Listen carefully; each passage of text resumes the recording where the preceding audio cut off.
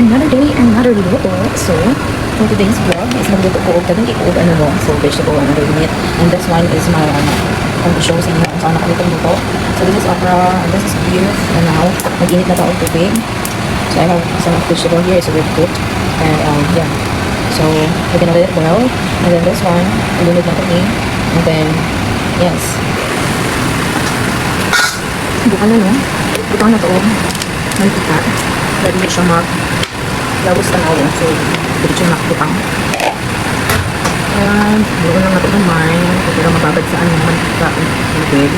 And then, ito na ito. Kainin na ito ulit. So kung mag-fragan ko guys, ingin ana rin na ako buhaton wala jud ko'y lamas. So kay kiko naman na marinate naman siya.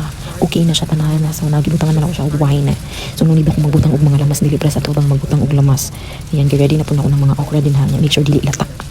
So after ana na siya, wala na ko siya butang cornstarch. Pero nag-ano siya kanang laut-laut gihapon siya no kay marinated naman. So lamig gid siya nga dapat pagka tasty. Charles. Ano na ko siya.